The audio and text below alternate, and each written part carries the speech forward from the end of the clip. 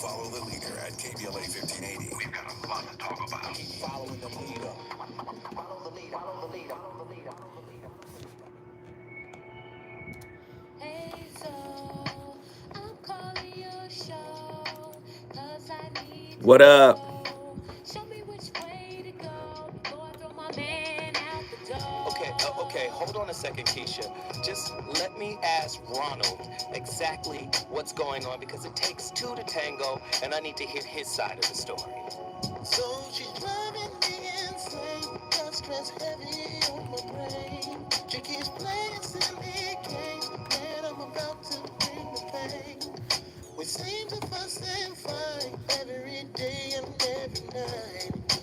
Please give some advice so we can see the light. See the light.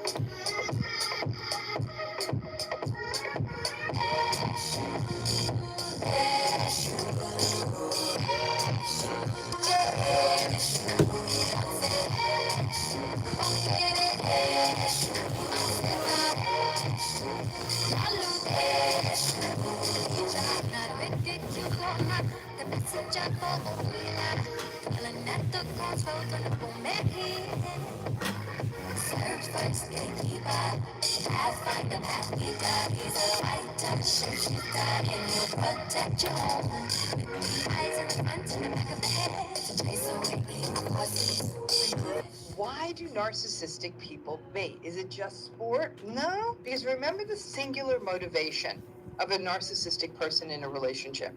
It is to hold power, control, and dominance. They have to have the upper hand. It's the only way these relationships work. So if you're calm, cool, and collected, and you're not engaging with them, and when you don't react, and the narcissistic person continues to be sort of a ragey, blithering, like rah rah rah person, even they know it's not a good look. But if you're the one who's spinning and is sort of seemingly out of control, now all of a sudden they look like the well put together one. So if you finally, and we all do, if you finally take the bait, and I'm going to tell you folks, I recently fell for a baiting episode, and I was like wailing and screaming and crying. This person just went at me and went at me and went at me. I was just crying, uncontrollably, right? And I could sense the satisfaction by the other person, right? Because what happens is that they keep going, you have a reaction, and then you'll see the narcissistic person completely calms down, because their power and control come from like, oh, look who's a little bit unhinged, or like, oh gosh, you're really sensitive. Then the gaslighting begins, right? They paint you out to be this unhinged, out of your mind, insane, crazy person who can't manage your emotions. They may even do super sinister stuff. Like, let that be the point that they have a recorder on. So they bait and bait and bait. They take that part out of the recording, but they will record your reaction. So it is a universal part of these relationships, okay? In fact, and you're gonna love this, narcissistic people, with all their baiting and going at you, I like to call narcissists MasterBaiters. You see what I'm saying? MasterBaiters? Yeah. That one hit me one day, and I was saying, they're masturbators. I was like, ooh, they are. So they get off, basically, on breaking you down. Join the Dr. Oh, Lord, that is our topic tonight. Masturbators, the dark art of induced conversation. Right? How manipulators reel you back in. Have you ever been baited? I've been baited. Like, if you have a sense of fairness, it's easy to be baited, right? If you have a sense of accountability where you want somebody else to be accountable, and then don't even throw in the, the insecure attachment style on top of it. You get baited into trying to prove yourself, I think, or prove your side of the story, right? And I think one of the things I told my oldest son, and my youngest son for that, and my daughter for that matter, I always said, Stop trying to explain everything, especially to an unwilling ear. Stop trying to prove yourself right in every situation. If you're talking to somebody who is willing to hear your side of the story or willing to understand your perspective, that's one thing. But if you're talking to somebody who's just trying to bait a reaction out of you, oh man, you're giving up your power, by pursuing, clarity or understanding. Like, again, all of this stuff is on a spectrum and all of this stuff is bidirectional, right? You can't get understanding with a person who is not understanding, right? You simply can't get it. You can't have it. You can't cultivate it, right? That person has to want to understand your perspective. That person has to want to be understanding, right? Want to be a physical manifestation of understanding. No, typically their desire to be understood is coming from some type of hole, some type of wound, some type of unhealed space. And I've always said, hey man, never try to convince an unwilling ear. Never try to convince an unwilling ear, bro. Don't do it. That's what I told my oldest son, my youngest son, and my daughter. Seek people who really want to seek balance with you, who want to seek understanding. Conflict is a two-way street. It's bi-directional, man. And that's why we had to do this show tonight. MasterBaiters. I know you guys know some masturbators in your life. Huh? I know some of you are masturbating. 1-800-920-1580. Get to your phone line. We about to turn up again. MasterBaiters. We got to give Dr. Ramani her credit for that. Dr. Ramani, that's amazing. No lube, no oil. No diddy. No lube, no oil. MasterBaiters, right? The dark art of induced conversation. How manipulators reel you back in. We're going to try to discover the insidious manipulation tactic known as induced conversation, where narcissists expertly bait you into emotional traps, pulling you back into toxic communication. This provocative show tonight will dive deep into the psychology behind their tactics, revealing how seemingly innocent exchanges are designed to manipulate, control, and emotionally ensnare their victims. Now, let's come back a little, though, because it's not just narcissists who do this. This is why, a clinician will make the distinction between somebody who suffers from MPD, narcissistic personality disorder, and the rest of us who have narcissistic tendencies, right? And a lot of us, whether we are clinically diagnosed as a narcissist, a bona fide narcissist, or not, still use some of these narcissistic communication styles. Here we go. What is induced conversation? And how does it work to facilitate the power structure of toxic people within their relationship? What are some ways that we weaponize communication to avoid vulnerability and accountability? 1-800-920-1580. Come on. Come on. I know you dealt with it. I know you lived it. You probably executed it a couple of times. Don't sit here on your high horse and act like it's always happened to you. I know you're doing it to other people too. Come on. We're all victims of victims. We're all villains of villains. Let's get it. 1-800-920-1580. How might baiting tactics bring about intrapersonal relationship conflicts? In what ways are we cheating ourselves by reinforcing a power structure that works solely in our favor? Do you get the intrapersonal piece? Let me read it again for you. How might baiting tactics bring about intrapersonal relationship conflicts? I.e., in what ways are we cheating ourselves by reinforcing power structures that work solely in our favor? True or false?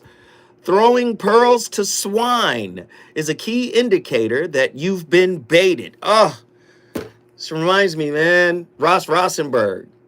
He said, don't wrestle with the pig. Don't wrestle with the pig. Why? The pig likes the mud.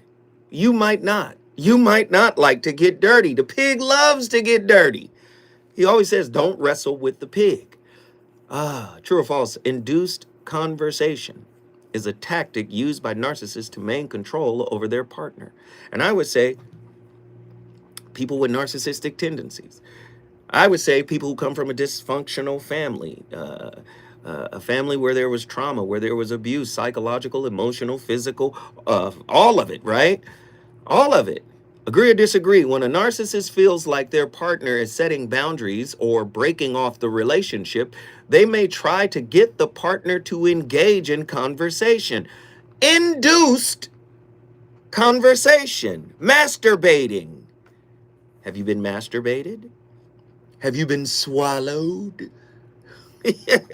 Have you been swallowed by induced conversation? 1-800-920-1580. Get to your phone lines. I want to know, what psychological mechanisms underpin induced conversation as a manipulation tactic in toxic relationship? How does induced conversation serve to reinforce power imbalances in relationship? What role does ego play in one's susceptibility to being baited into toxic dialogue? Listen, this is the realest relationship show in the world. We're going to have the conversations nobody wants to have. Why? Because it's our duty, right? I don't like fluff conversations. I don't like fluff answers. I don't like circular logic. Listen, let's get deep, right? We want to heal the relationships, right? We want to heal how we interact, right? Man, tomorrow's show gonna be even crazier, bro. It's gonna be even crazier. In what ways does induced conversation mirror a narcissistic need for control and validation? How might the induced conversation tactic differ from covert and overt narcissists? Or just people with narcissistic tendencies? Huh? Are there styles to it? Are there levels to masturbating? Andy, don't get mad at me. Andy over here laughing at me.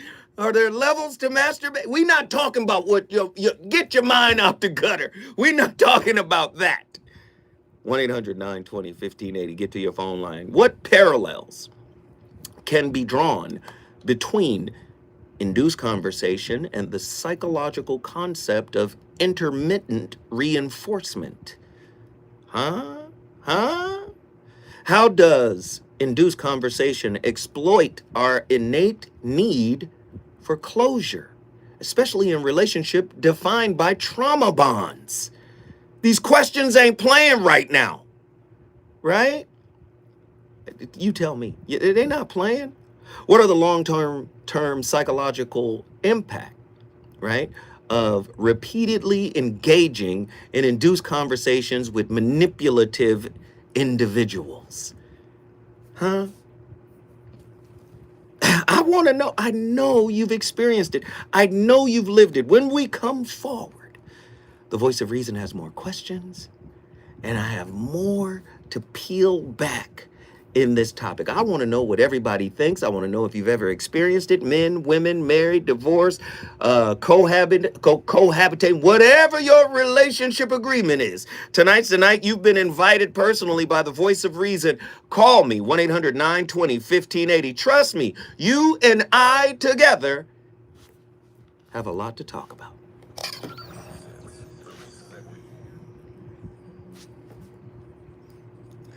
You like that topic, Andy?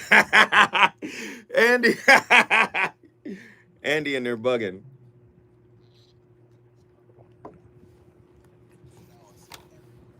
What up, everybody? What up? I hope everybody is good. I hope everybody's chilling. I hope everybody having a great day. Listen, there is a way you could support the channel. I would love it if you would. Please support the channel. You can hit the Cash App. You can hit the Super Chat. Man, you can buy a book. I'm just going to say it like this. I got one book sale today, or this week. I got it Monday. I don't know how many people in here have a copy of The Shrouded Lighthouse, my latest book that was released in 2021. But listen, if you haven't read it, if you're new to the channel, I suggest you get that book. That book is a serious thing.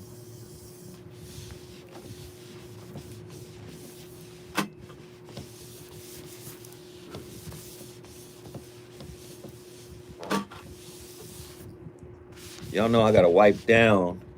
Look at that.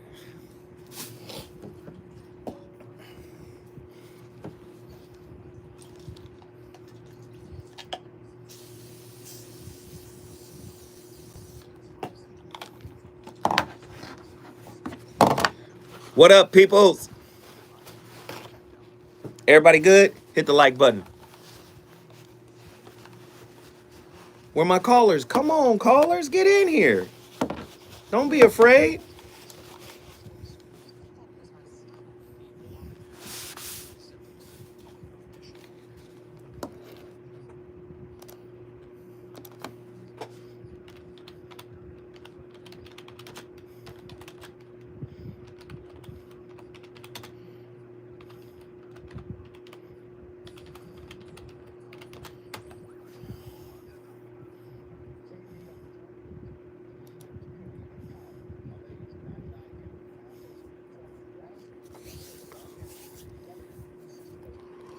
The link don't work? Are you crazy? Come on. What up, Troy Woods? Where my people at? Where y'all from? Holla at me. Where y'all from? Roll call.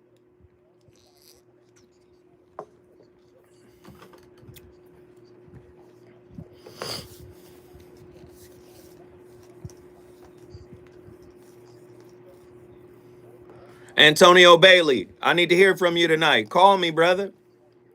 Sula Rubin. Rue. Right hand. Ben, son of the right hand. Reuben. No, that's Benjamin. But Reuben is son something. What up? Tennessee, Nashville, Harlem.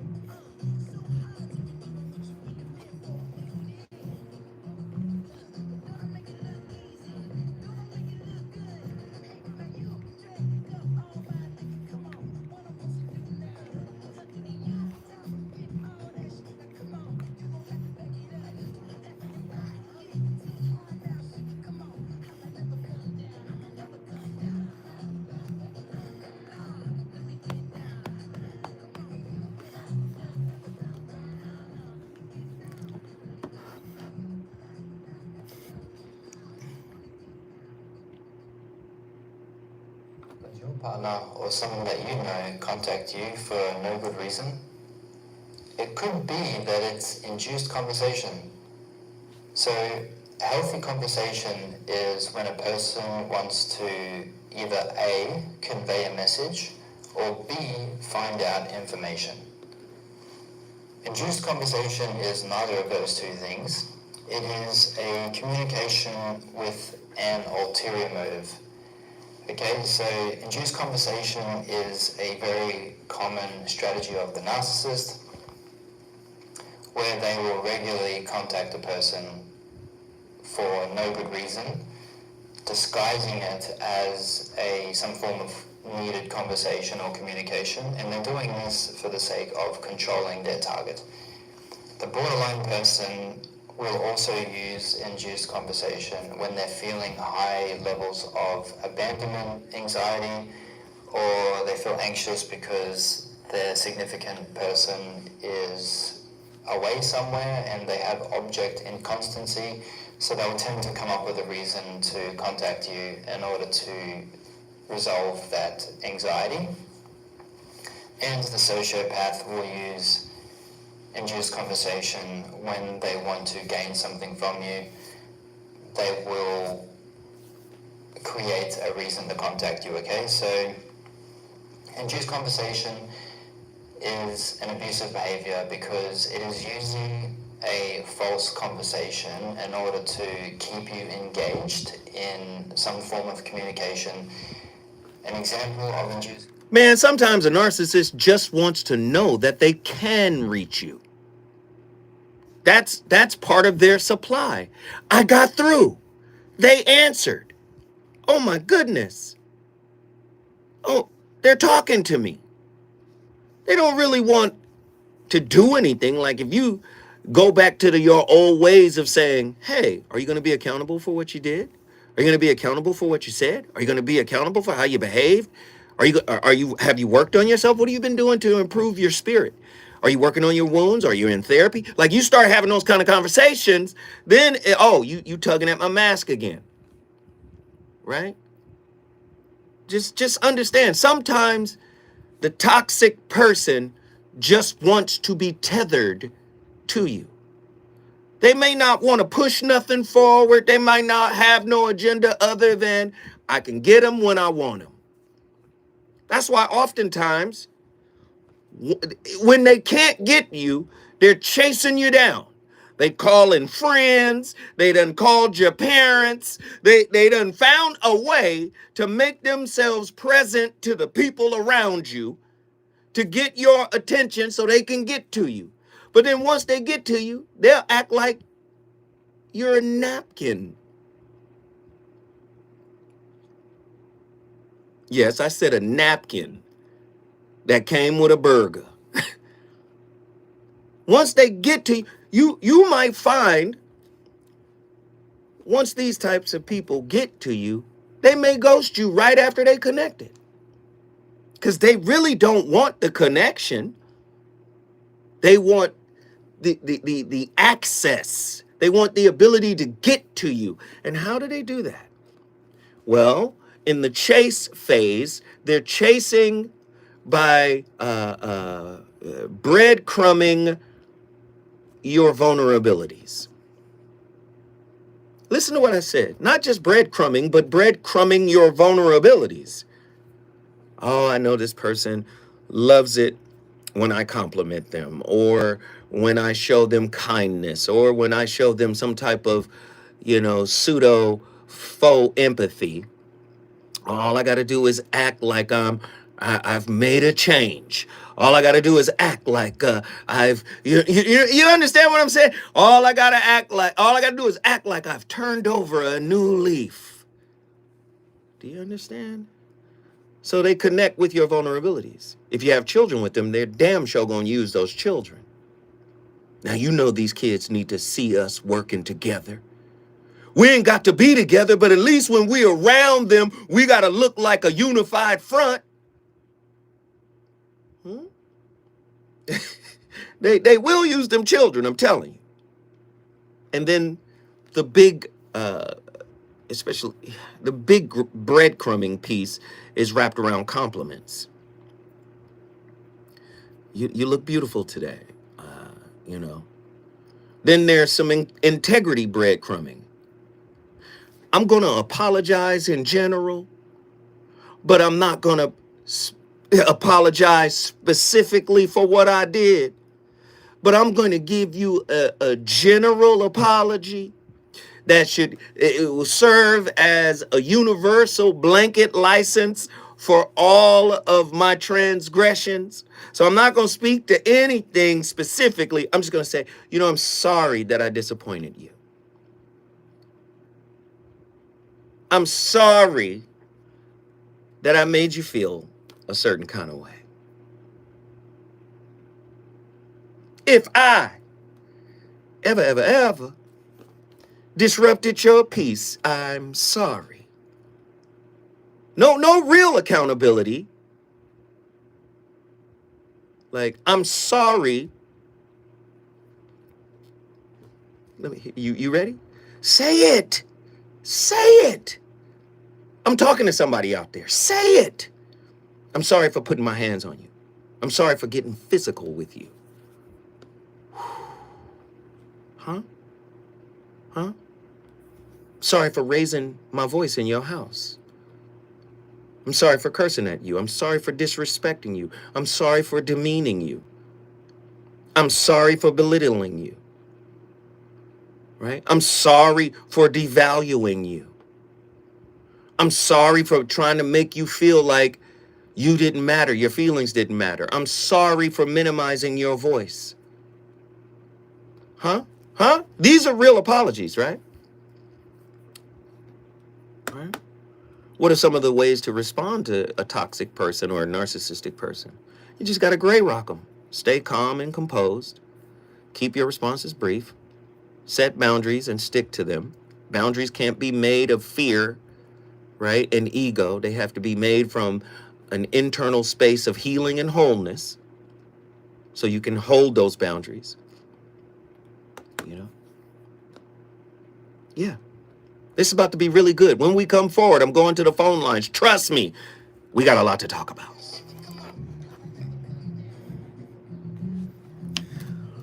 Hey, hey, hey, hey.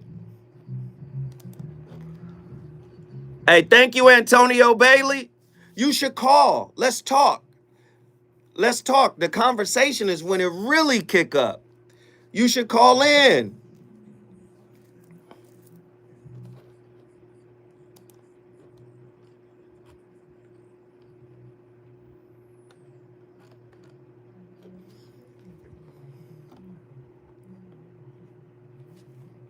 What up, what up, what up? My girl wait to say it till I'm at work. Are you flicking the narc bean? Damn.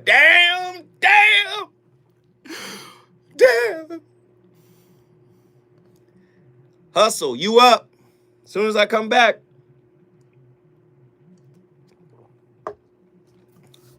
Hey, it's phone time. If you're a masturbator, call in. Everybody's on it now. Do I know Joe Rogan and Joey Diaz? I know the Joe Rogan show. The podcast is amazing. Everybody reposted MasterBaiter. Everybody hit the like button, hit the share button. Catch those likes up to the amount of people that are in the chat. Also, we have 5 minutes on this break. Now's the time. Go to my Cash App, $ZoWhatNetter, if you want to support this show. Big homie, been watching you for a minute. You're a smart man. Getting the fuck away. Oh, wow. He act like oh, man, listen. This is my thing, man. Everybody's at peace, brother. Everybody's at peace. You know what I'm saying? What I'm not going to do is tear down another brother. You know what I'm saying? I'm not going to tear down another brother. I'm just going to keep working and keep grinding and listen, man, I got love for everybody, man. We all have misunderstandings and disagreements, and it may not get handled right. And in not handling certain things right, that, to me, that's a teachable moment. You figure out what you did wrong, you take responsibility for what you did wrong, and then you make adjustments.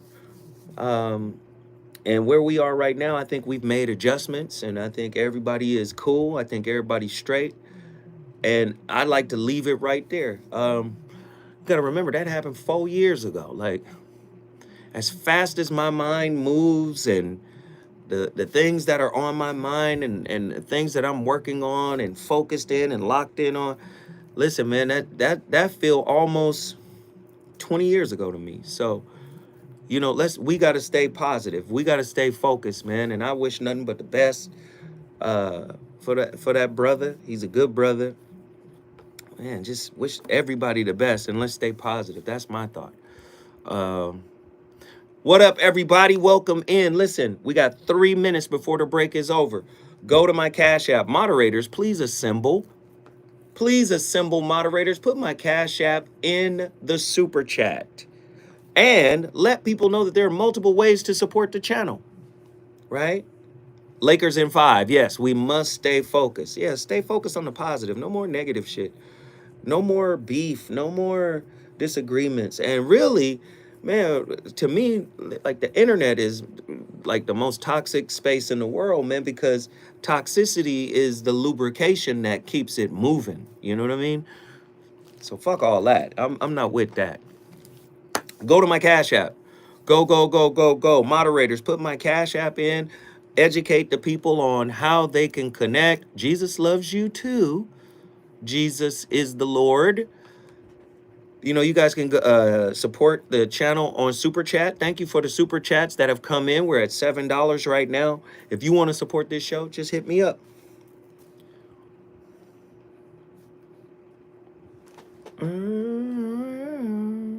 Twos and Fuse, hit the Super Chat and or Cash App. And wash your hands before you touch the collection plate. There we go.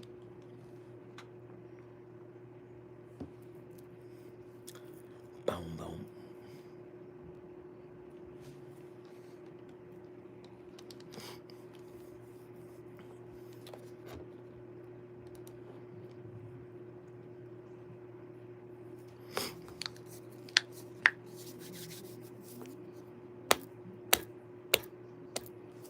The devil is a lie. Antonio, call in. 1-800-920-1580.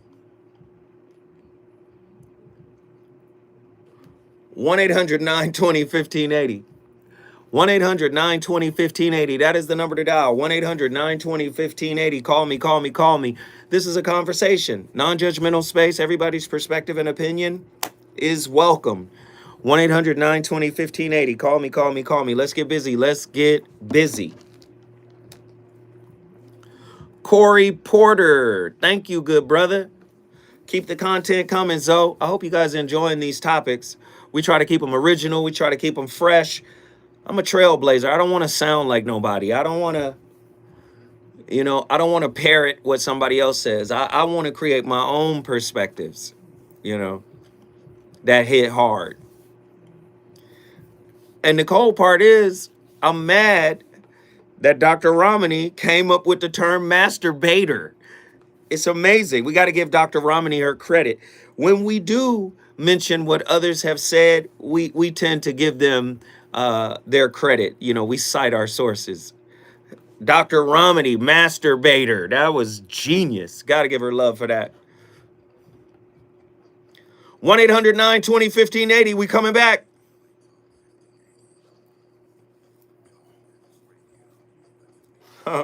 Baiting somebody. A master at baiting them into conversation.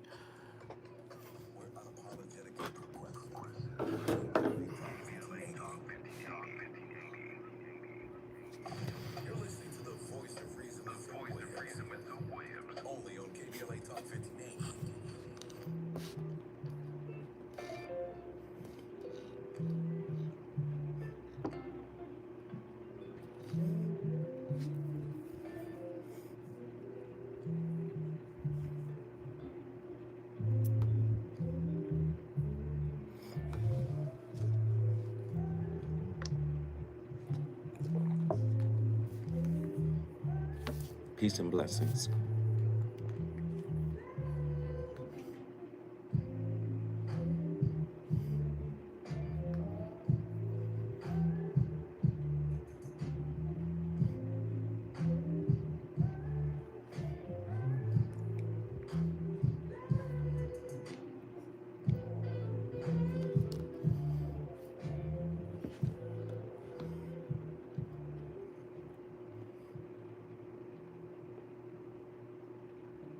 I'm here to talk about conversational narcissism.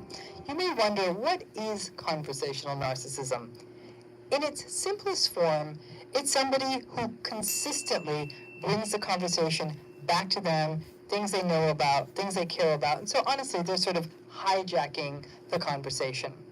A person who is prone to conversational narcissism will maintain the conversation to be on things that they know about. So if the conversation starts steering into a direction that where maybe it's someone else's expertise or not their interest, you'll either see the conversational narcissist tune out or attempt to bring the conversation back. In fact, one interesting sign of the conversational narcissist, it's sort of fun to watch, is that when the conversation's about them, whatever it is, and they're in it and they're guiding it and leading it, but then something turns it. And I don't know, I remember watching this happen once with a conversational narcissist where the direction of the conversation went to children, and I don't think this person had children. And it was so fascinating because it was almost like watching this person fall asleep in front of your eyes, like this curtain went down in front of their face, and they were so disengaged instead of sort of hearing what these people had to say. So, but it was it was about the things he cared about. He was in it, and then over time would actually try to bring the conversation. I hate it. I hate it when people do that. It's all about them. Don't you hate it when people try to engage in a conversation with you, but when you turn the table a little bit and start asking them questions, they want you to answer questions, but when you ask them questions, they deflect. No. I want you to say what I want to hear. That's their focus. I want you to say what I want you to hear, and they're dogged on it. And when you ask them questions, they don't want to answer nothing. But you must answer their questions. If you're just tuning in, MasterBaiters is tonight's topic, a fascinating look into the manipulation tactic called induced conversation. Induced conversation, a manipulation tactic frequently employed by narcissists and other toxic personalities, is a subtle yet potent tool used to exert control and emotional influence over their targets. Often disguised as an innocent dialogue, these conversations are strategically crafted to lure individuals into emotional engagement, ultimately reinforcing the toxic dynamics of the relationship. The manipulator, or for tonight's purposes, the masturbator, thrives on creating psychological traps designed to elicit emotional responses, pulling their partner back into communication through what is referred to as hoovering. You guys have heard that. We've done a topic on this before. On tonight's topic, we will explore the complexities of induced conversation, its underlying psychological mechanisms, and how it undermines personal autonomy. We will also draw upon the wisdoms, of course, our spiritual guides that, I may mention, of course, Krishnamurti and many, many others. You already know how we get down. Dr. David Hawkins, Ross Rosenberg, Babette Rothschild, whoever comes to mind, we're going to talk through their work. But I want to know, have you ever been induced into a conversation? A one that you didn't want to have? We got callers on the line. Let's get our brother Hustle from Miami, Florida on the line. Hustle, it's your time to shine. What are your thoughts on tonight's topic? Sure, brother. Yes, sir. What up, good brother? Hey, man. So, I got a lot to say on this topic, unfortunately. Well, I'll sit back and allow you to cook. Go ahead, man. Okay, so we usually talk about narcissism when we discuss these things, but what about psychopathy, right? Right, or sociopathy. Yeah. Another part of the dark triad. So the thing that's tricky about that is with narcissism, they're feeding a personal need, getting that source or that supply. But when it's psychopathy, you're talking about a whole different ego. You're talking about a separation of personalities. So when we're talking about inducing conversation, they tend to take on a reflection method in which a narcissist may be grandiose, try to butter you up, tell you all the nice things you want to hear. Where reflecting is just making themselves seem like they're perfectly in line with you. And since they're separated from self in a way, it's like they actually believe that. Wait. So really, because most narcissists are, they haven't grown up from the childhood injury which created them as narcissists. You know how the vampires say, I was made vampire in 1903. Right? A child is made narcissist because of their early childhood experiences. And when they're made narcissists, right, they don't continue to develop. So listening to what you just said, are you saying they're going to compete with your natural development if you're not a narcissist? Like if you naturally grew, learned, failed, learned from the failures, grew, that narcissist is going to be envious of you and going to project as if they are on your level. Am I right or wrong? I don't even know if it's an envy thing because it's a personal drive.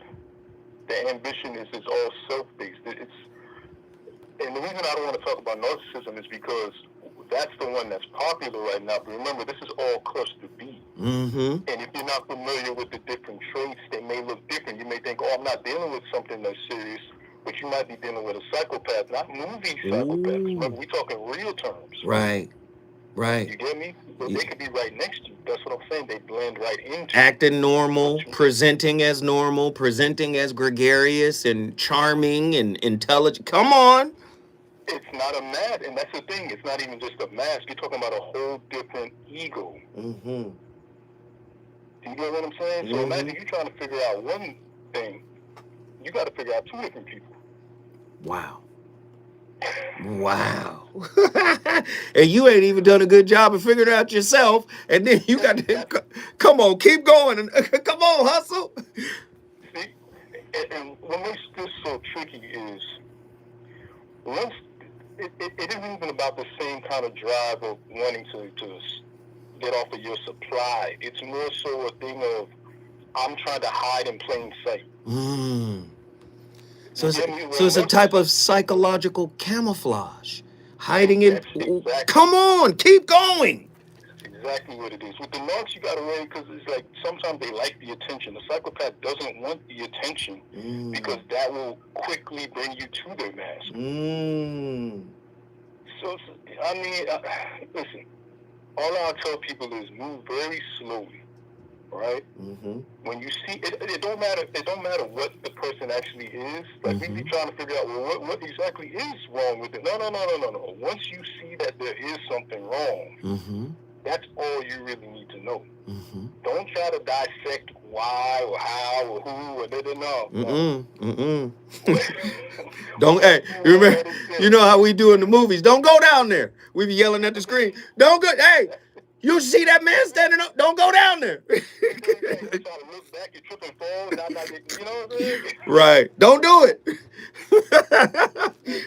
Man, I love it. Right. I love it, man. Black people in movies, boy, we tend to write the script as we watching the movie, man. But I appreciate what you just did, man. And you know what it is that you just did, correct? Man, Dade County.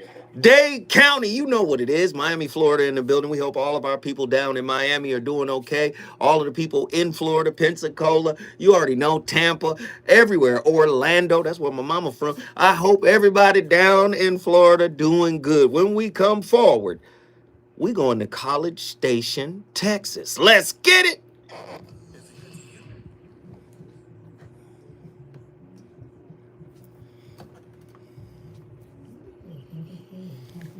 Why y'all not hitting the lines? Y'all know y'all want to talk. Obfuscating side of the game. Come on.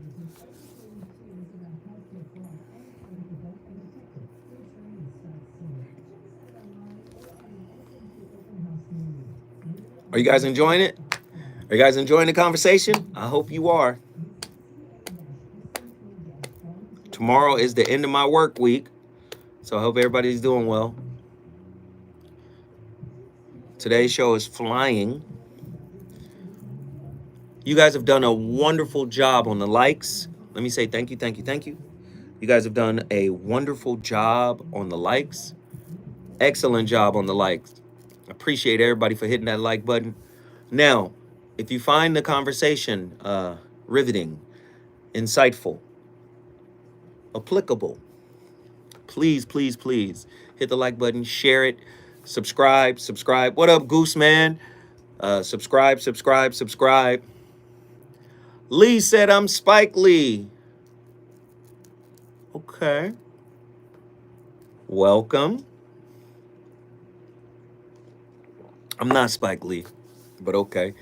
Depends. Sometimes I get Dame Dash. Sometimes I get Spike Lee. I get a lot. I'm Zoe. I'm really enjoying the content. Love that, bro.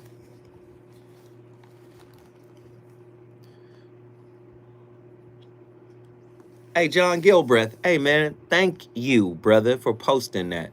He said 6 ways to contribute to the show. Cash App, ZoWhatNetter, $, ZoWhatNetter, Super Chat, $, below the chat. Call in, 1-800-920-1580. Buy a book, website, MrZoWhat.com. Like and subscribe to the channel. Let's support. Really, really appreciate that. Here we go. Thank you, brother. Boop, boop, boop. Boop, boop, boop. Boop, boop, boop. Boop, boop, boop. Boop, boop, boop.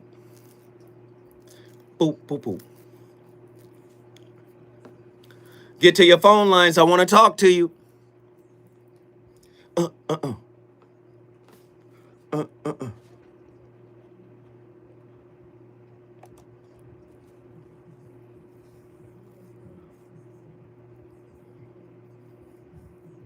Everybody hit that like button. Keep hitting the like button. Keep sharing. Let people know.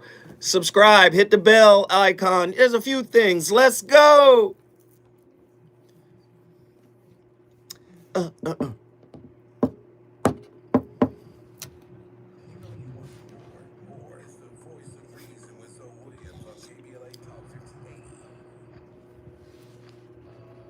Thank you, Hustle.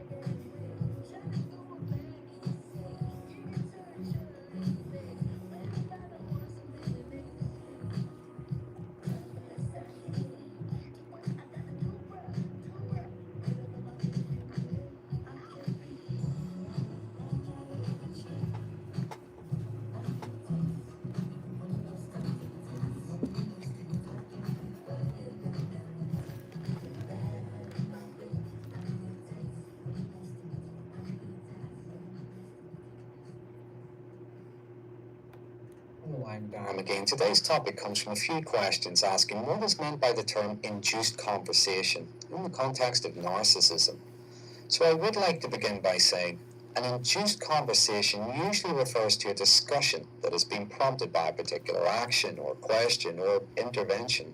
And conversations can be induced in different situations in different ways. For instance, there could be research questions, surveys, could be an educational setting. Pretty much anywhere where the goal is to encourage people to talk, maybe share, explore ideas, or maybe seek feedback in a meaningful way. But in the context of narcissism, it usually refers to a tactic that is used by narcissistic people to steer conversations a particular way, usually in a way that serves their needs, desires, or their ego. There can be Let's stop the video right there. This is how you see it. Love is bidirectional. Love is everywhere. If you love you, if you deeply accept yourself, if you deeply approve of yourself, you're going to find love everywhere you look. And the first place you're going to look is yourself, and you're going to see it's there. And you're going to see it can't be diminished. You're going to see there's an infinite supply of it. There's no scarcity. There's no fear, right? There's no pain. You're going to see that. That's a high level of consciousness, right? But not only are you going to see it within yourself, you're going to see it in everywhere else, right? So guess what?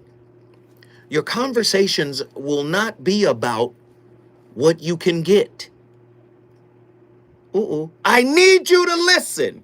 Your conversations will not be about validation. See, if you're having a conversation about being validated, that means you're looking to someone to validate you. If you're having a conversation about approval, if you're having a conversation about accountability, whatever, you're trying to get something. And when you reach a higher level of understanding, a higher level of healing, a higher level of self-love, a higher level of self-knowledge, and thus self-awareness, which leads to self-acceptance, you know what's going to happen? You're going to stop having transactional discussions. I'm setting this conversation up so that you can give me what I'm looking for. Have you ever had somebody ask you a question, but they're looking for a specific kind of answer? They already got the answer they want to hear. The whole conversation is bait and switch. You get what I'm saying? The whole conversation is a setup. And then somebody like me, I go, I thought you wanted to talk. Talking, conversing, communication is bidirectional. I speak in a safe space to be heard.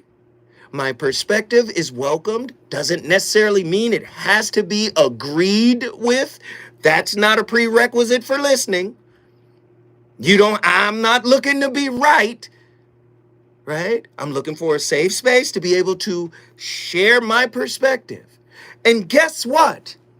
If I'm an intelligent person, do you know your perspective could actually cause me to recontextualize mine if you provide information, that's factual, that's replicable. I can go check it. Where's the receipt?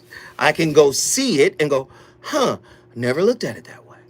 Logically sound. I could, wow, I didn't know.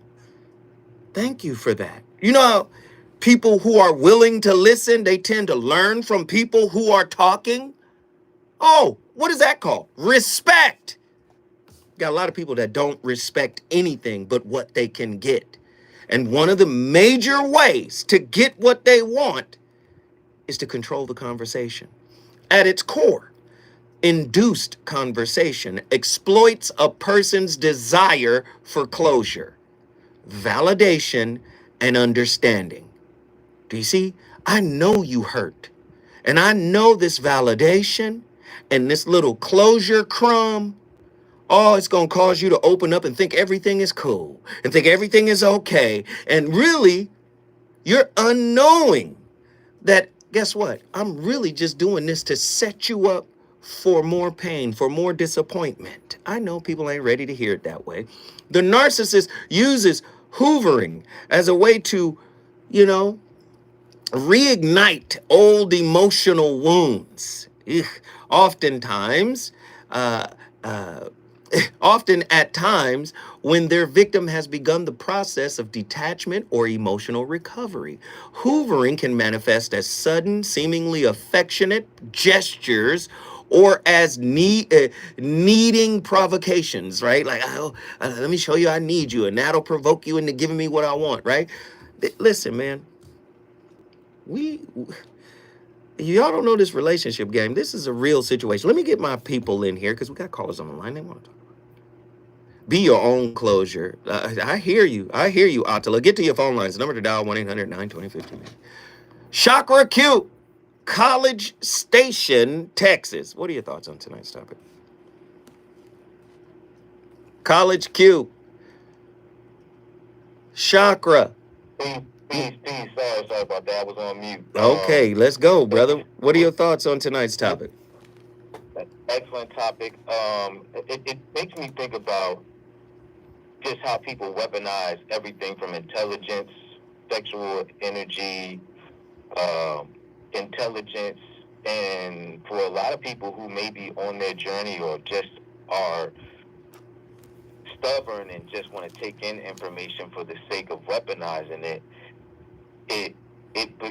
further solidifies these masturbators, right? And so it puts them in a position of pseudo power Because for me, every person that I run into that has, comes at me with these induced conversations, I really don't do a whole bunch of talking. I'm just an active listener. And I see more as they talk, they want to perform. They want to continue to talk and listen to me. And a lot of times they've been observing me way before they actually initiated a conversation with me. And then they will throw certain things out there to see what I'm going to bite on. And maybe we start with a little candor or just a surface conversation. And next thing you know, oh, well, I know how they want to relate to certain things or what they believe that I would relate to, but I realize that the less I talk and the less that I feed into it, it almost presents a challenge. And it reminds me of the seduction joint, not the 48 Laws of Power. Robert Greene. Seduction. Yeah, Robert Greene. Yeah, Robert Greene. Yeah. And how he kind of, he breaks it down in his own way. But ideally, it's like the more you push back, and of course, there's different archetypes, but the less you give, it becomes more of a win, a bigger win. Wait, like, oh, man, wait. Stay right there. Don't leave, because you cooking. Listen, the more you stay away, the bigger the fish you become.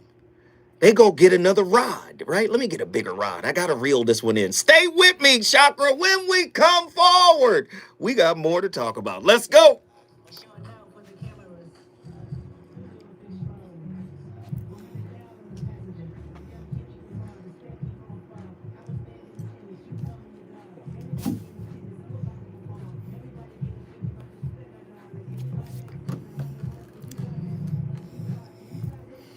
Where my callers at? Where my callers? Listen, I keep saying it over and over and over again. This is a conversation-driven platform. Y'all got to call in. I want to talk. If we're not having a discussion, we're not doing it together. I want us to do it together. Every topic is a fireside chat. And y'all would be surprised. I would say 85% of the jewels come from y'all. And I would say I talk 85% more than y'all. But 85% of the jewels come from y'all. You got to think about it. Hustle Habit be having jewels. Attila, Gilbreth, Heru Ali, Ronan. I mean, it's so many others. Do you understand what I'm saying? Who call into this show? Nikki from the SIP. Golly. So many people that call in from, Mimi, everybody. Y'all give jewels. Do you understand? It's not me. The majority of what I'm doing is setting it up. And then when y'all call, y'all lay it flat. You see what I'm saying? We got to have y'all's participation on a more frequent level. And of course, we got regulars who call in that are now basically attached to the show. I'm telling you, people all over LA anyway that I talk to, they be like, yo, what about old girl and da-da-da-da-da and homeboy and this. Come on, man. But we need new folk too. I want y'all to call in 1-800-920-1580. Are you flicking the narc bean is wild. Or as the kids are now saying, is diabolic. Diabolical. That's wild.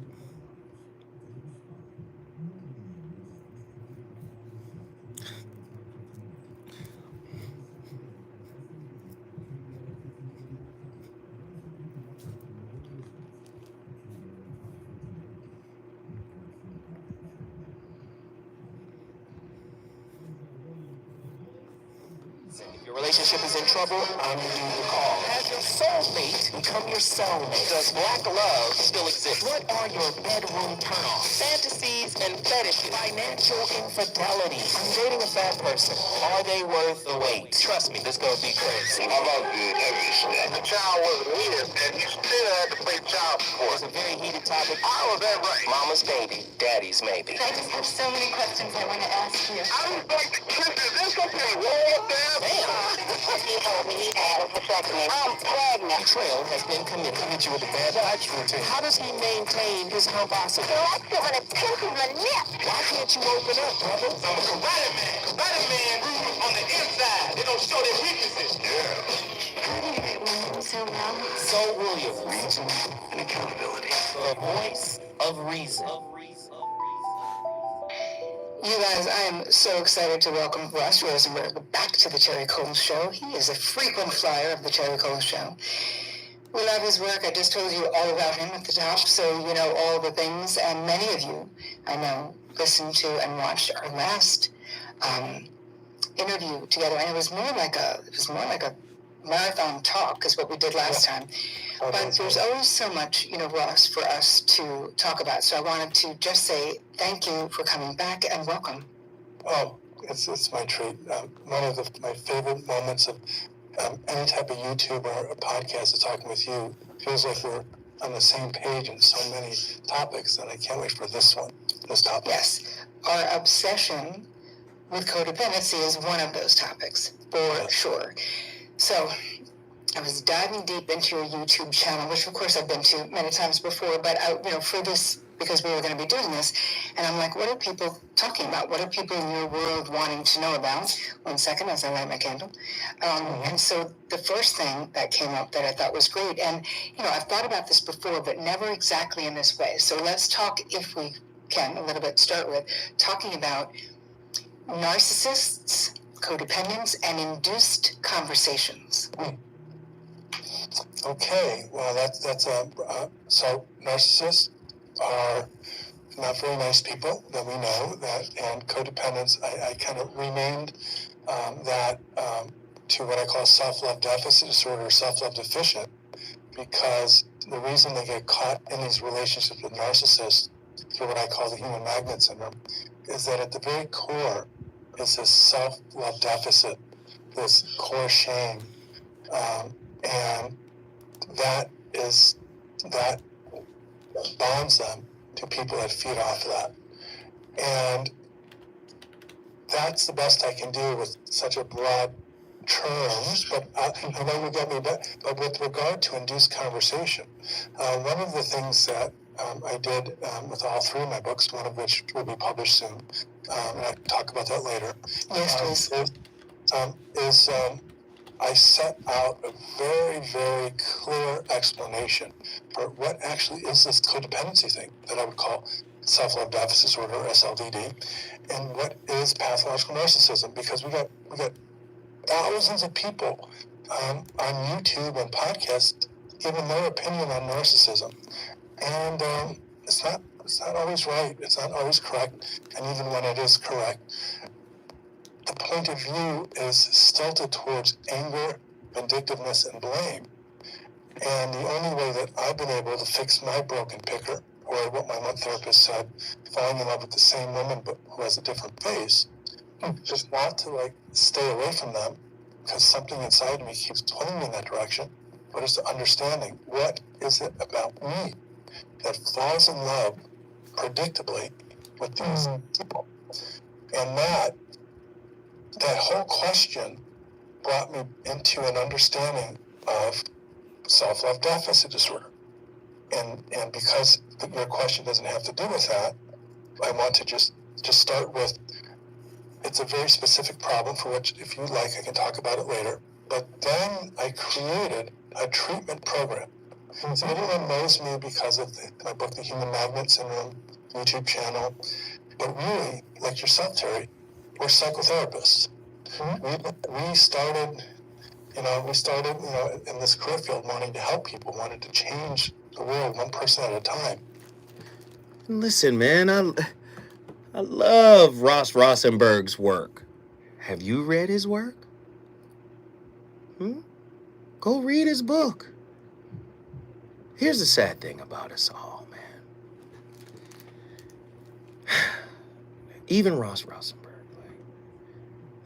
he does what a lot of white folk do.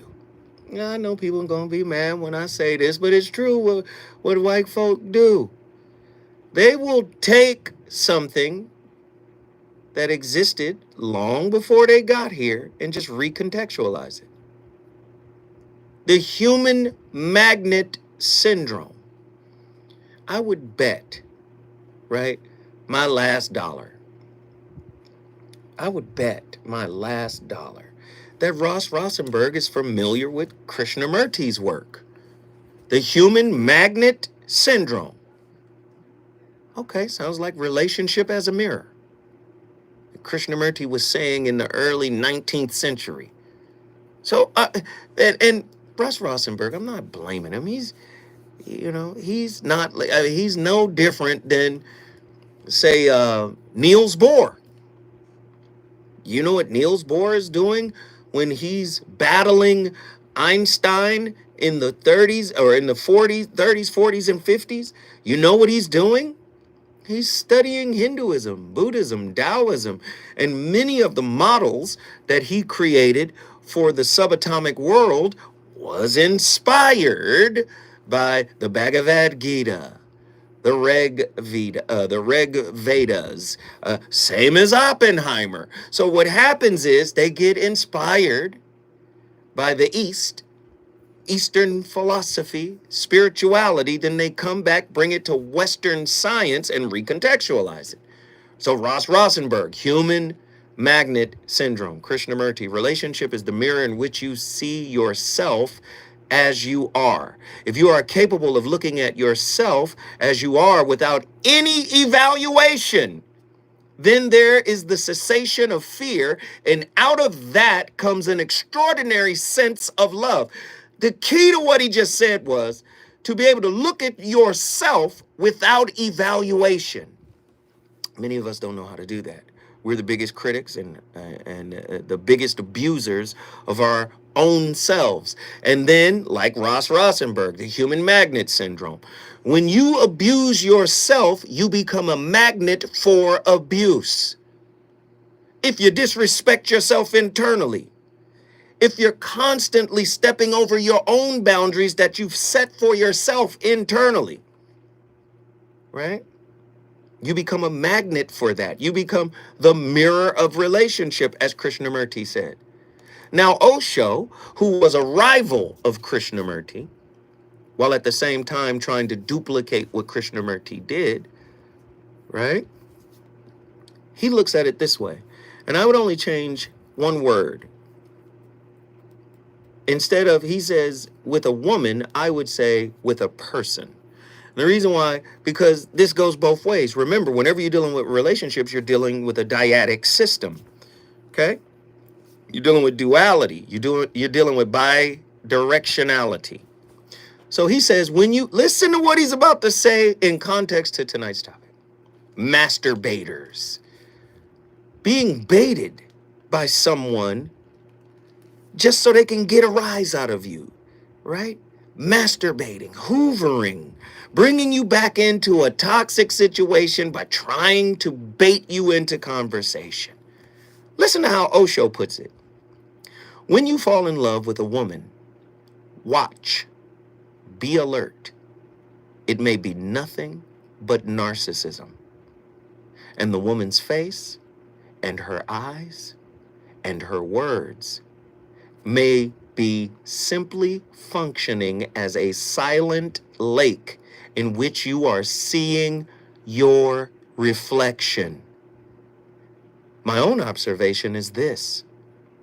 Out of 100 loves, 99 are narcissistic. That's Osho. Come on, Osho, with the fire. You got to understand, induced conversation is designed to provoke a reaction, as Dr. Ramani tells us, right? The narcissist thrives on chaos and emotional reactivity. They understand that drawing their target into a conversation allows them to maintain dominance and control. I got you to move. I got you to flinch, right? I got you to act outside of yourself.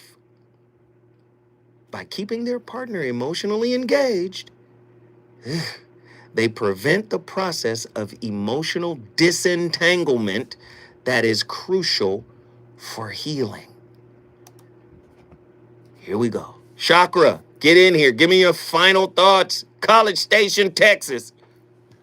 Appreciate you, man. I actually, I normally call out a volley, but either way, like you were saying, being that bigger fish, and based on what you were just saying, like to look at yourself with a higher understanding without judgment, you have to embrace acceptance and just saying, okay, this is who I am in this current place of time, but it's not where I want to be, right? We're whips, we're works in progress. And you could be on a higher path trying to improve yourself, but that person you're dealing with, that's like kryptonite to them, and they're going to run away from that. They're going to try to redirect you back to where they want you to be at with these conversations. And it may be to seduce you. It may be to say something real intellectual or spiritual. They know you. So when you can look at yourself and say, dang, I was before I'll say I listened to Zoe's show or whatever, or read this book, I would have immediately reacted to you sexting me or you sending me a link about something that was happening that would have, you know, opened my mind or whatever. But all of that is to kind of bring me into where you want me to be, and it's really for their gratification and for their pleasure and so on and so forth. But supply. I don't want to talk. Yeah. Say again? Yeah, supply. That's their supply. Right. But your supply is what? When you're doing that, when they give you whatever bait they use, let me ask you the question. Why does the bait work on you? If we're trying to heal, so no, walk with me on this. What bait works on you? Because you know all bait don't work on every fish. Certain fish need a certain type of bait. What bait works on you, Chakra? I mean, for me personally, it's kind of, oh, go ahead. It's a little bit of everything. It's like, I like a woman who's intelligent, who has a knowledge of self, who, you know, may have some, as we might say, hoodish tendencies or ratchetness. She got a little fire in her, but also knows how to conduct herself as a professional and so on and so forth. But when you're open and vulnerable about these things, you got to be cautious on who you're talking to, because everything that you're giving them, they weaponizing it. They collecting it all in. Let me up-level you a little bit. Let's go even deeper. What if empathy is the bait? Yeah, you see? Do you see? Like, if I raise the stakes of the bait, I'm going for big fish, deep sea diving. What? I'm giving them my credit card. Right. What if, because men be running around yapping this word all the damn time and don't really understand it. What if accountability is the breadcrumb they use? As you would say, yeesh. You know what? You were right. I made the mistake. And then you feel like, hey, really? You grew. You understood? Yeah? Come on in here, girl. Sit down. Do you see? And for many of us, we're so low on the conscious totem pole, they don't need high-level bait. All they need is booty to execute the duty. Boy, get in here. You know you want this. Come on. You know you miss me. Knock it off. You see the brown skin glistening. Knock it off. Get in here. I've been waiting on you. Come on, it's masturbating. That's today's show. I'm speechless. You got it, Zo. Hey, brother, let me just say this, man. I appreciate you for tapping in, man. Thank you for calling. Yo, What did you just do, though? Yo, I just brought the College Station by way of Raleigh, baby. Yes, sir. Yes, sir. Hey, if you want to bring your city in the building, all you got to do is call me, 1-800-920-1580. When we come forward, we going to Houston, Texas. We got more and more and more to talk about.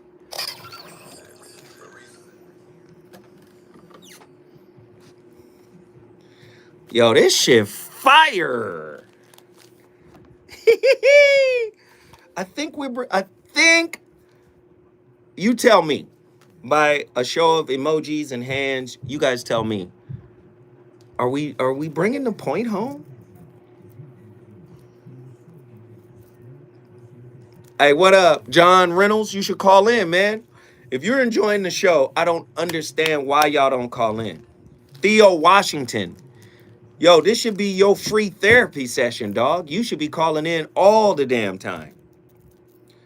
Theo Washington. Oh, I'm Chakra Q. Great, John. Great stuff, man. Man, you need to come to Texas for a live show. Hey, if y'all, listen, this is all you got to do. Y'all find a venue. You find a venue. I won't even charge you guys my normal appearance fee. I'll reduce the appearance fee, right? Find a venue, get me a hotel, travel from the airport back, and a plane ticket. I'll come and do a weekend relationship roundtable in Houston. Find a venue, give me a ticket. I will give you guys a reduced appearance fee.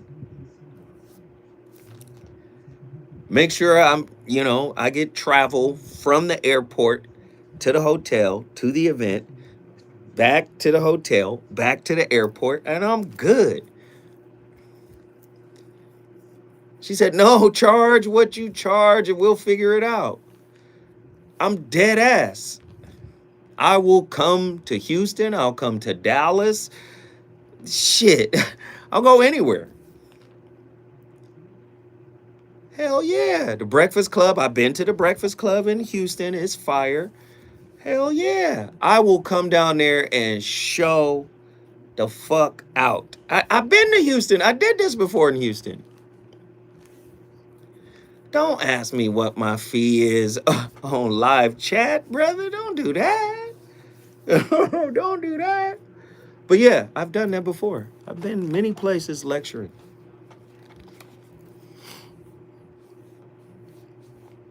If you pull up, you have to. If you pull up, if you have a venue here, no doubt. Absolutely. I'm not smoking no hookah, though.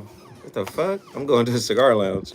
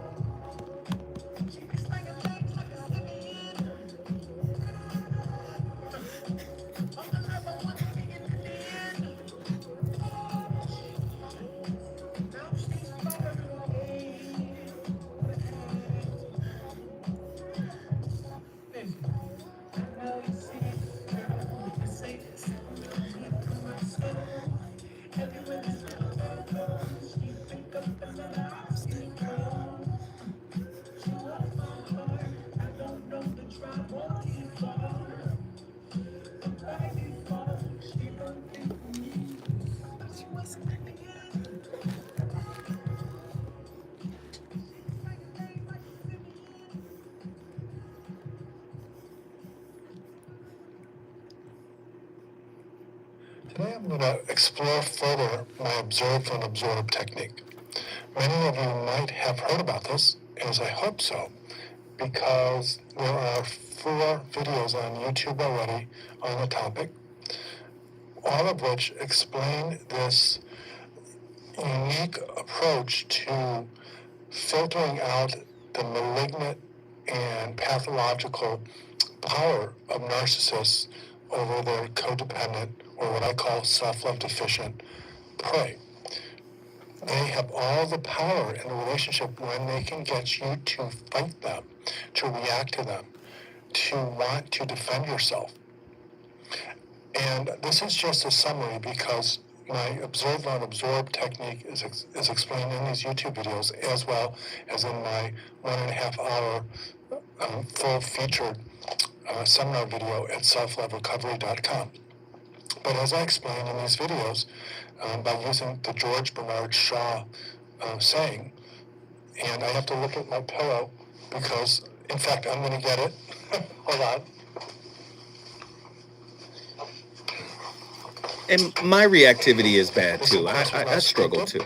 But a long time ago, I was traveling around the United States giving trainings, and the first time that I gave this training on the observe and absorb technique, someone in the audience liked it so much that they made Ross Rosenberg is amazing, man. I love his work, and again, like, I struggle with the observe but don't absorb.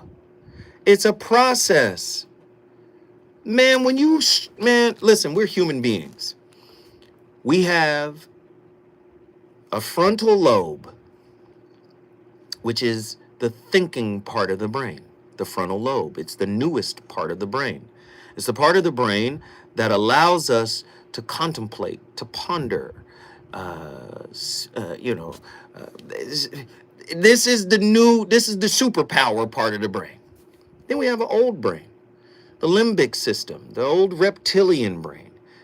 And I like to say the new brain is unathletic. The new brain is Larry Bird. The old brain is Dominique Wilkins, Russell Westbrook, Ja Morant, Vince Carter, Michael Jordan, all rolled into one. That's how athletic the old brain is, right? Because it deals with instincts, right? And that's where the fight, flight, freeze, all of that is in that old brain. And if somebody is constantly baiting you and trying to induce you into a conversation, you see how Ross Rosenberg outlined it, where he says, man, the more they can get you to respond, the more they can get you to react, right? The more power they exert over you. When you say, you know what, I'm just never going to answer your call again. How about that? You know what, I'm just going to disappear from your feed. Social media. I'm just going to block you in every aspect of my life. I'm inaccessible to you. When you do that, do you know that that's a war tactic? To them, they're like, oh, this means war. You going to take yourself out of my supply rotation? Do you get what I'm saying? Narcissists are highly skilled at, laying listen to this now. Very skilled at laying conversational traps that are intended to elicit emotional responses. These traps can take many forms, but must revolve around evoking feelings of guilt, shame, fear, or obligation. Listen to the science, right? Conversational traps, such as baiting with accusatory questions. Right? I thought you said you didn't have my number. I thought you said you was going home. Are you listening? Right? You probably was. Huh? Are y'all listening? This is what's happening in these streets out here, these real relationship streets. This is what's going on. Right? I thought you cared about me. Ooh. Ooh. I thought you were a man of your word. A real man wouldn't. A real man would have. A real woman is supposed to. Huh? You know, can we be honest tonight? Can we be honest tonight? Have you been baited by a masturbator? These emotional triggers that, get sprung up by these conversational traps, man, often stem from unresolved wounds, especially those rooted in attachment traumas, as noted by John Bowlby and Mary Ainsworth and others. Narcissists are adept at identifying these vulnerabilities and using them to sustain control, right? Sustain control. When we examine these dynamics through the lens of the Buddhist and Hindu philosophies, we begin to see how emotional reactivity itself is a form of attachment. Oh, God. Emotional reactivity is a form of attachment. As Krishnamurti reminds us, true freedom is found in non-attachment, a state where the individual is no longer reactive to external provocations. Are y'all hearing me? In the context of toxic relationships, right? The induced conversation is a form of attachment to the emotional validation the narcissist offers, a validation that is inherently fleeting and unreliable. Krishnamurti's teachings encourages us to observe without reacting, to understand that our reactivity is often rooted in the ego's need for validation and acknowledgement. Did I not say even the self-love deficient person is reliant on what? Some kind of supply. This supply is going back and forth between narcissists and codependent. And you don't even have to be a narcissist or a codependent for this little back and forth to happen. It happens in human relationships, in the human experience, man. When I come forward, I'm going to the phone lines. Everybody want to talk now? Let's get it.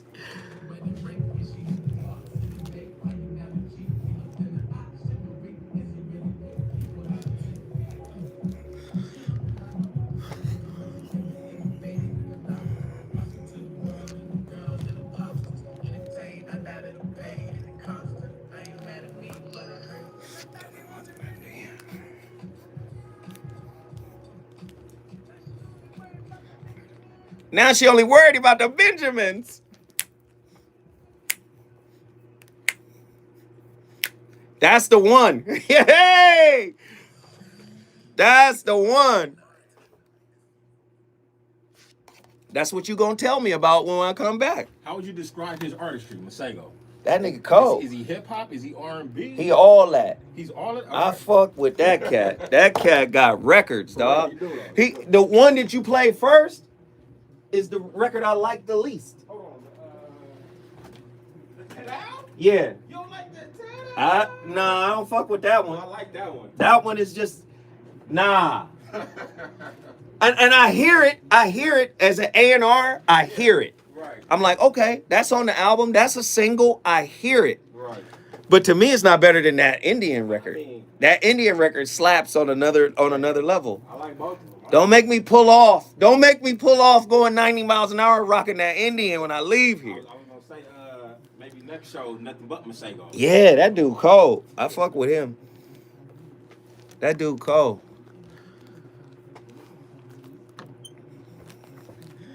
Hey, your honest opinion.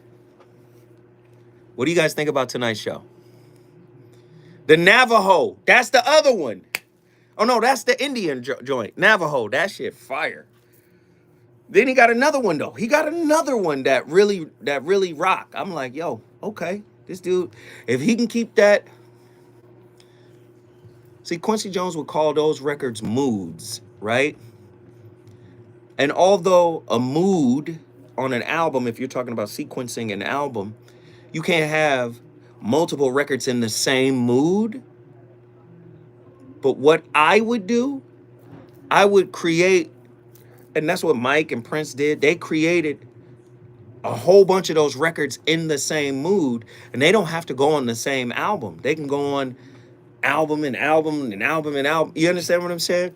But many times artists want to keep up with the new sound, keep up with something fresh. But it's always good to remind your your audience, yo, this is the kind of vibe that I fell in love with before. And if you notice, that's what happened with Prince and Mike. Prince and Mike have a trademark mood. So when you hear a record, you automatically know, like, oh shit, that's a Prince record. Or when you hear a Mike record, you go, that's a Mike record, right? And although they experimented and tried new things, they always had records that will make you go, okay, there we go. That's a them record, you know? And to me, that's that record right there, he should have that. He should have those in bullets in the chamber, as I call them. Not the same song, you know. But isn't that what producers do? Like Terry Lewis and Jimmy Jam have a sound where you hear the same kind of keys and chords.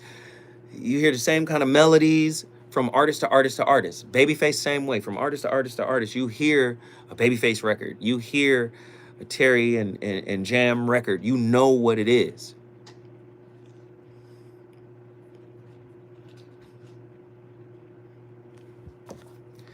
Yo, get at me. Should I check the Cash App right now to see if you guys support it or not? Should I? Or should I just not check it and keep talking? Y'all tell me. I hope you guys go to the Cash App and support, because I hope this show has some value to you. If it does, please show your love.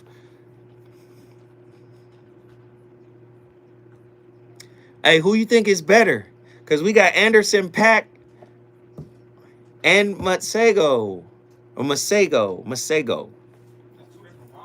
Two different vibes, but who winning this? They are kind of comparable. Kind of new age, neo soul. That's the one I want to hear is Mystery Lady, to be honest. You're right. I was going to say Anderson is more hip hop, but it do be singing too. He be singing too. And they both play instruments. That's what I'm saying. They're more comparable than you think. They in the same lane. And right now, I'm leaning Masego. But that's because of that one song. Dude, the Mystery Lady is crazy too. But we haven't played that yet. We talking about right now. The one you just played just broke the internet. That's the vibe right there, bro. But I don't know, Anderson .Paak. I feel like I gotta give him even more flowers. I mean, I love Anderson. I think he's amazing. That record he did with Nas, It's All Bad. What? That shit crazy. Man. And that Compton album that a lot of people forget about from Dr. Dre. I'm not That was ahead listen. of his time. The ladies are in here like, don't make me choose. That's difficult. It's a difficult choice. But Masego got me feeling like I'm at the beach sipping on a pina colada. You feel me? Anderson .Paak, he got me like I'm in my nice linen. I'm at the bar two-stepping or something. And then you got to remember Anderson with Bruno Mars. With Bruno Mars. Live and under. They got records, man. But I would say Masego just started. I feel like his best work is ahead of him. And if this is the beginning shit we got this in the beginning. Oh man, that's something right there. The Andre song, the Anderson song with Andre 3000, yeah. Masego coming though, I can hear it. Y'all, he coming.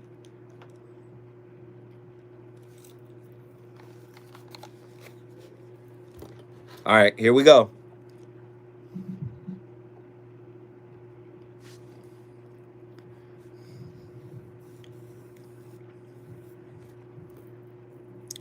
I don't really like the sit out.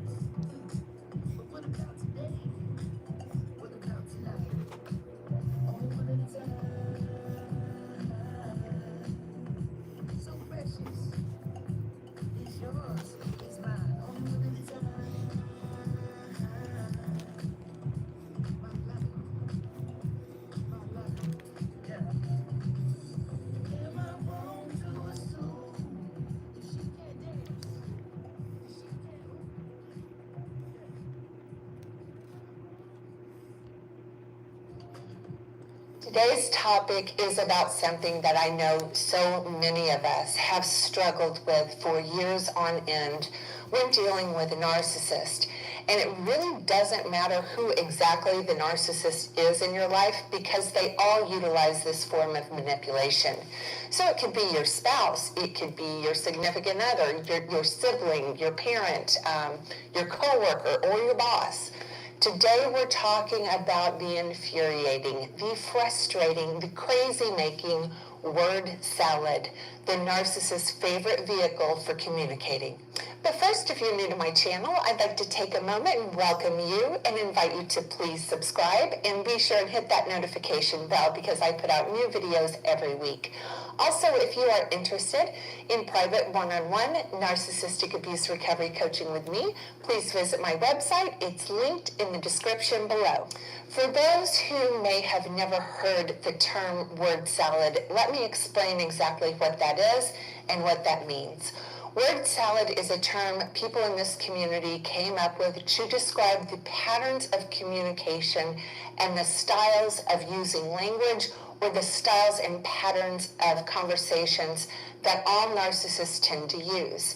Maybe you have never heard the term, but if you have had a relationship with a narcissist, there's no doubt in my mind that you are acutely aware that when you have... I don't like the way she's describing word salad. Word salad is talking in circles.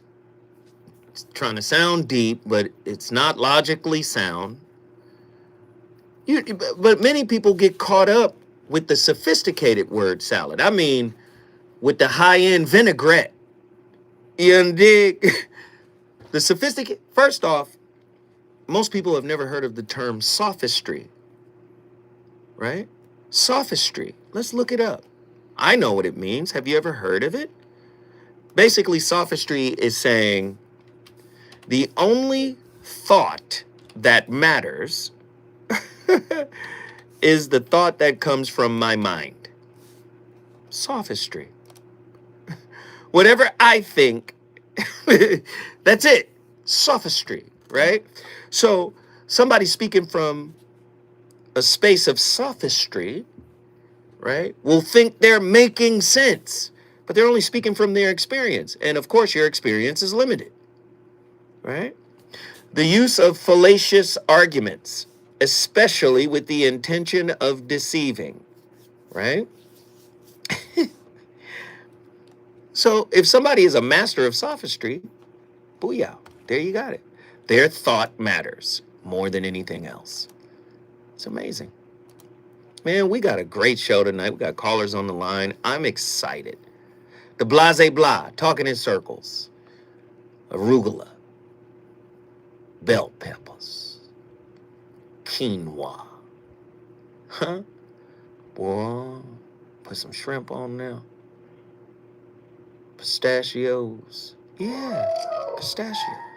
Some people might even go to granola mix. Ra-ra, ra-ra.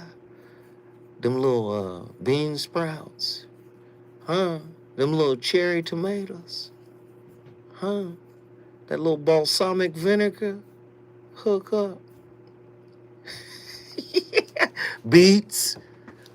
Huh? Croutons. Let's take it up a notch. Right? Get that salad mix.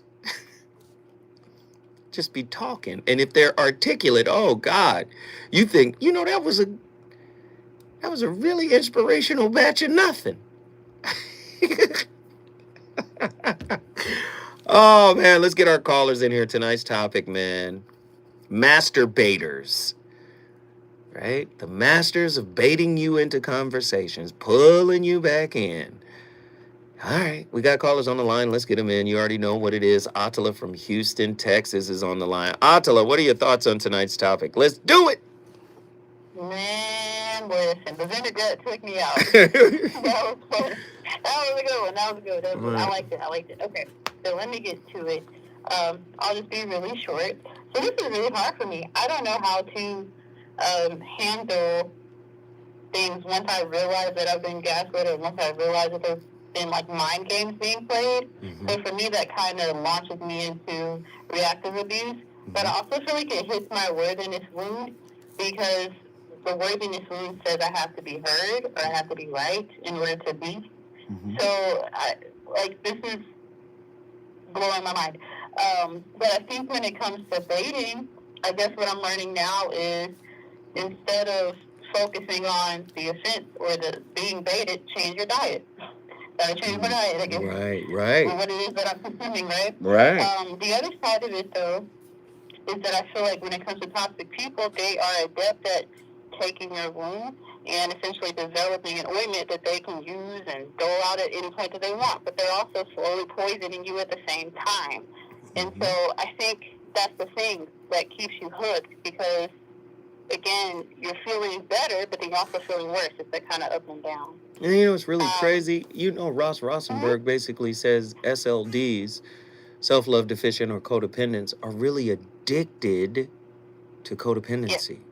So you have to have some level of empathy when you're talking to somebody and they're struggling with this, because it really is like a drug to chase after the validation or to chase after the approval, chase after the worthiness.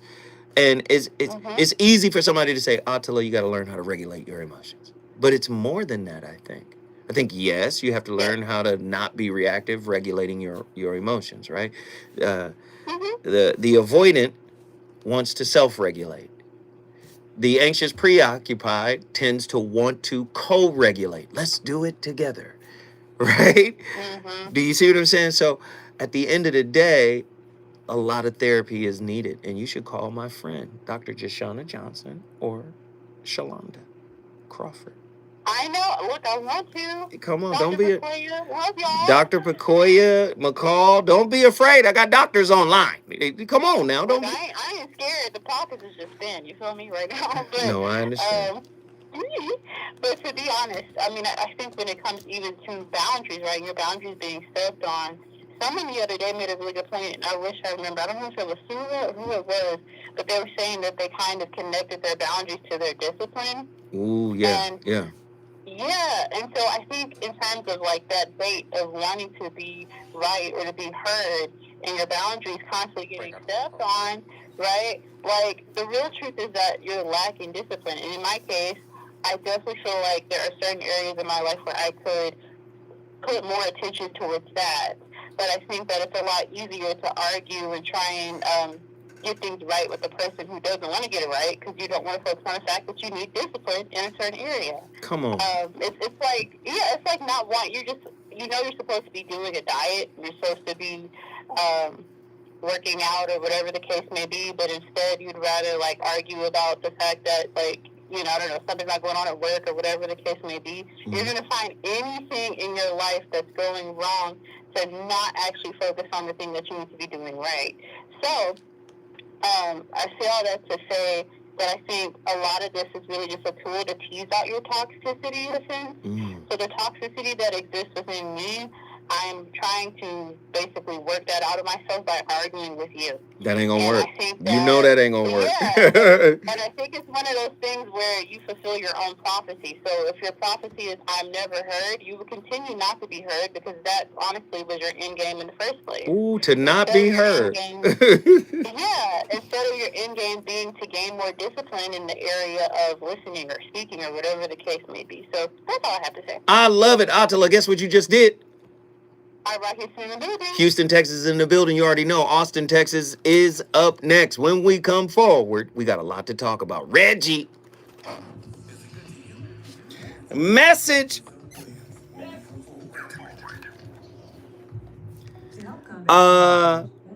Seriously though, guys, seriously. Y'all tell me. What do y'all think about tonight's topic? I don't praise topics crazily. When I'm done, I rarely even listen back. What do y'all think of tonight's topic?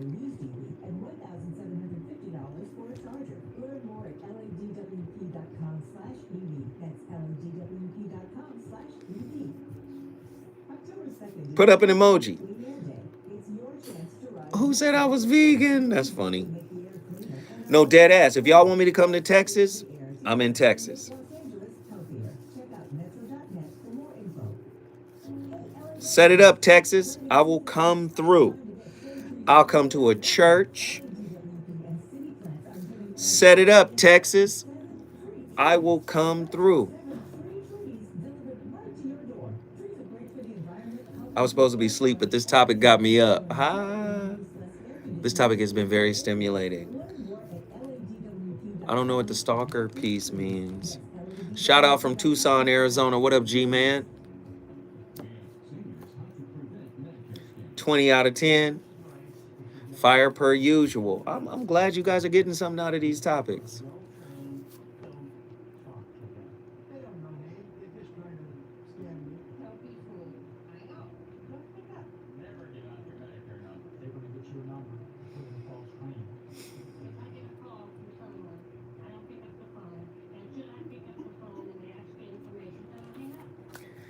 Hey. Yeah.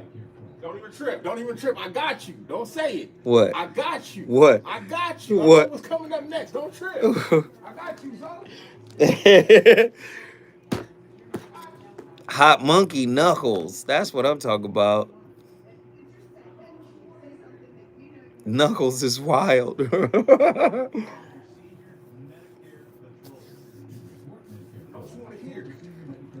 Got it. No, I wasn't even talking about that. I was talking about you jumping around on that knee. You stupid. That's this motherfucker running and jumping and shit. Hey. See, he one of them. I went to the herb store over here. They hooked me up, man. You lying. No, for real. Things are getting better. I'm waiting to get an MRI. Okay. I neglected the knee, trust me. Okay, I just saw you do a layup. What the fuck?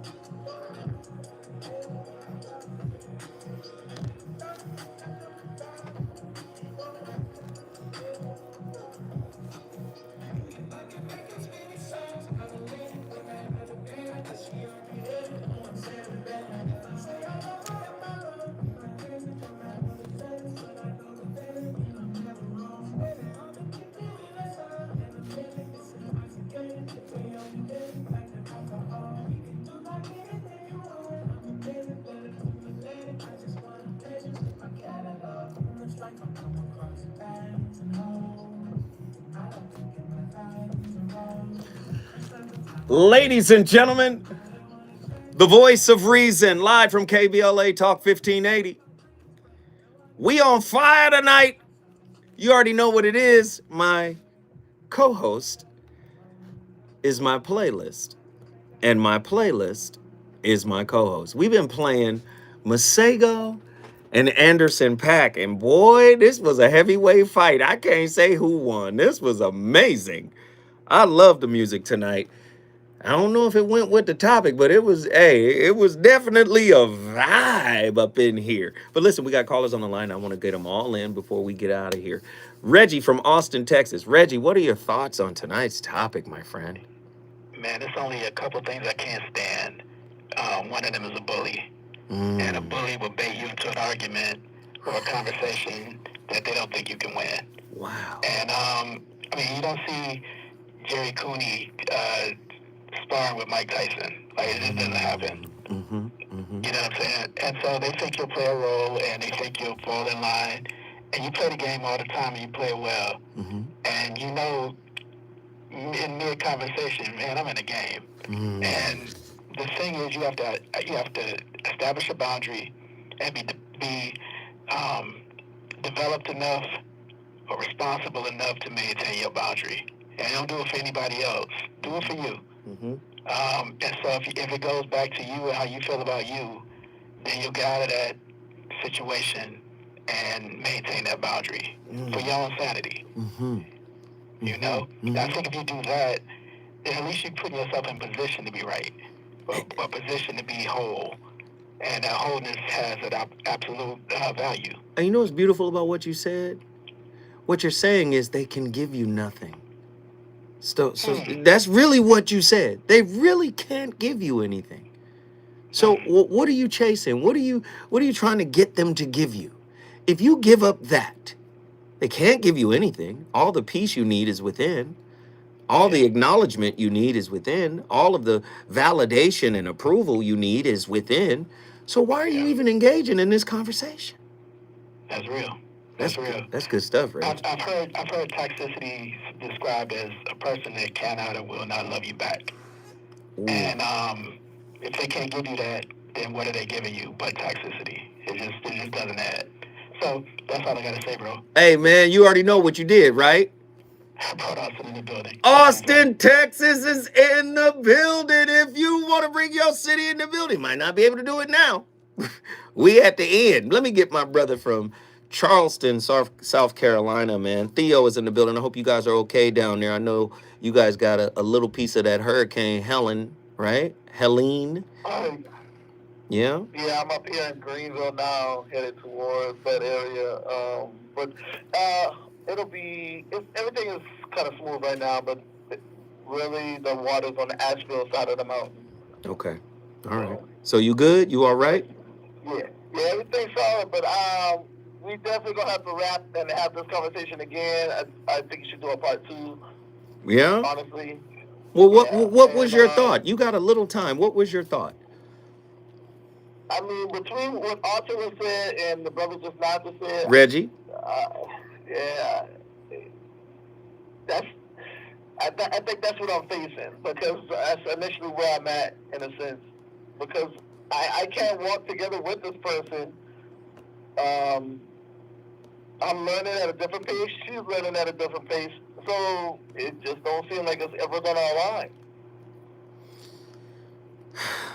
And I think that's a hard pill to swallow. You know what I'm mad at, right? God love this with this person. You know what I'm mad at, because I've been dealing with you for the longest. You should call in every day until we work this out. Yeah. You know why I'm mad, right? You a nephew of mine. You a nephew, and you know why I'm mad at you, right? I'm guilty of it too. I've done this myself, bro. We love the person. We want the person to show something, to adjust, to shift, to change. All of that is outside of us, man. We need self-alignment. We can't do it together. They on their own time scale. I'm on my time, and we can't seem to pull it together. That's because listen to what I'm about to say. Two internally disjointed people can't come together. They can come together for a little time. What is going to create? Conflict. That push and pull. Then you're attracted to the conflict. You're attracted to this disjointedness. That's where we have some kind of familiarity in that disjointedness. This is what a trauma bond is. Something's disjointed in you. Something's misaligned in you. Something's misaligned in me. Oh, we're alike. No, we're disjointed. Right? Listen to what I'm saying. If you're not healed from childhood wounds, and I'm making this about you. You call in, you make it about us. Hey, we can't seem, because I'm saying you haven't dealt with you. So, childhood wounds, right? If you carrying around a childhood wound, and I would surmise, let's just say 96, 95% of everybody got something, and that's being modest and generous, right? Listen, the word despair. Dis means separate, pair. The pair has separated. Despair. If you're carrying around a wound, you're in despair.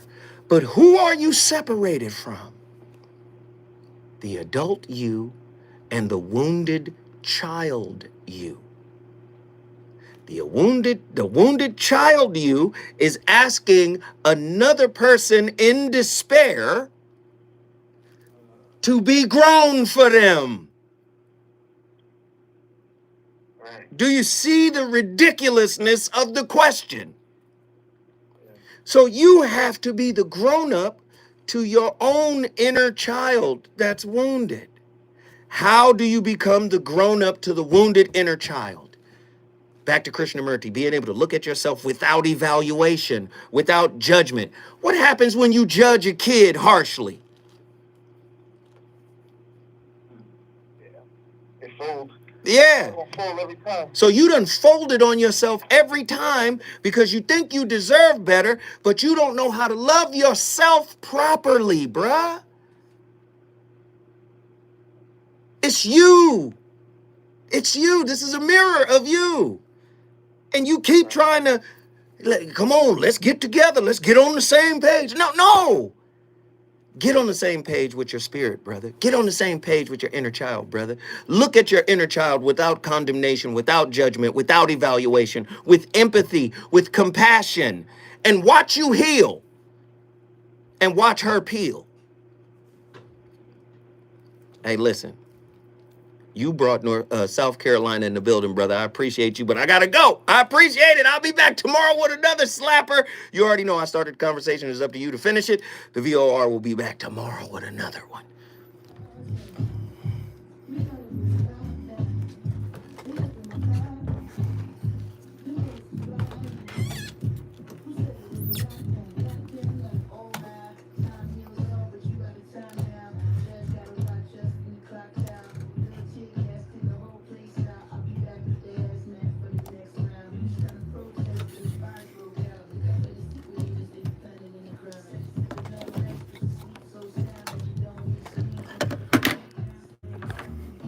I really hope you guys enjoyed tonight's topic. I appreciate everybody for their donations. I appreciate everybody for celebrating or participating with the show. Thank you guys. Hey, Andy, you already know what it is. Yes, sir. Bouncing like bad checks up in this mug. Appreciate y'all. Who was the weirdos? What did somebody say? Somebody was in here tripping. Somebody was already in here tripping. I'm glad y'all clipped them before I saw it. Because, you know, I'm a little bit in the mood to talk some shit. Great show tonight, guys. Hey, it was a great show tonight. I appreciate y'all, man. This was a real good one.